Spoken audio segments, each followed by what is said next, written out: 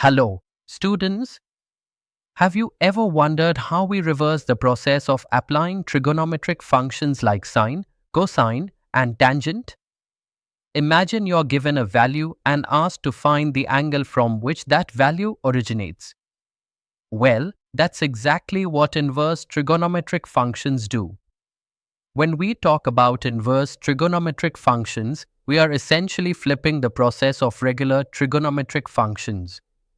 For example, if you know that the sine of an angle equals a certain value, the sine inverse function, denoted as sine inverse of x, or sine to the power of -1 of x, helps you find the angle. These inverse functions are crucial in many fields, from physics to engineering, and are essential for solving problems involving angles and trigonometric relationships.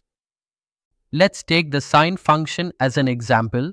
If y equals sine of x, then sine inverse of y gives us back the value of x, provided y lies within the correct range. For instance, sine inverse of 1/2 will give us an angle of pi by 6.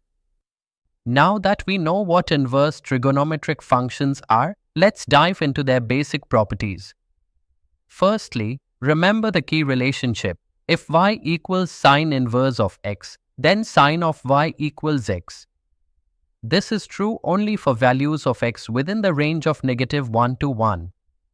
Similarly, for the cosine function, if y equals cosine inverse of x, then cosine of y equals x, but here y lies within 0 to pi. Another important property is that the sine and cosine inverse functions are complementary. This means that for any x between -1 and 1, we can say that sine inverse of x plus cosine inverse of x equals pi by 2. Now, let's take an example. Sine inverse of square root of 3 by 2 equals pi by 3, and cosine inverse of square root of 3 by 2 will give us pi by 6.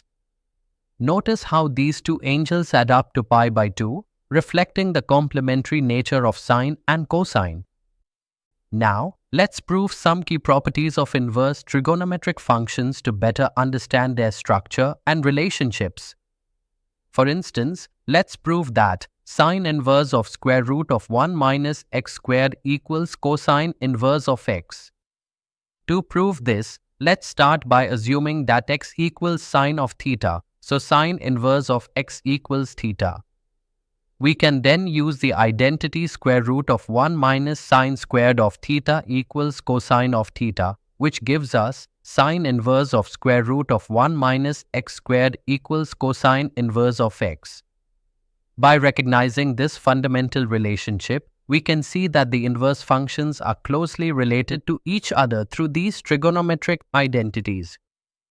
As we dive deeper into inverse trigonometric functions, it's important to know some advanced formulas.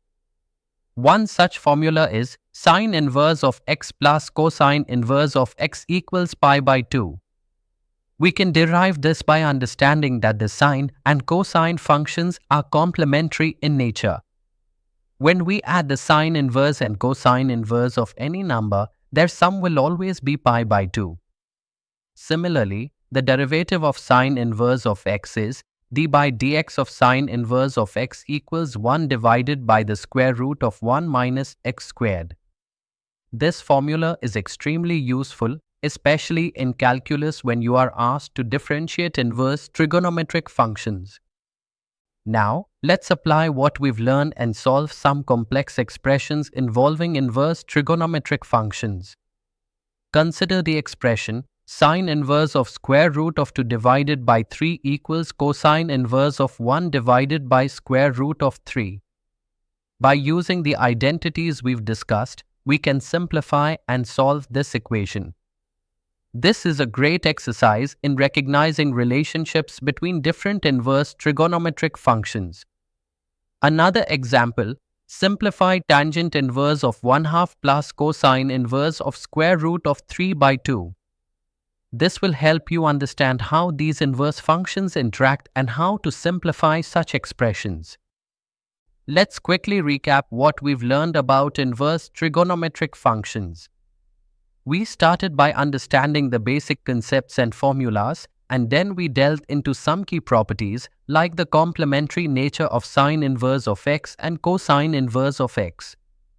We also explored how these functions are used to solve complex problems, including derivatives and solving for unknown angles. Now, when you come across problems involving inverse trigonometric functions, you'll have a deeper understanding of how to apply these relationships and simplify expressions. And that's the foundation of inverse trigonometric functions.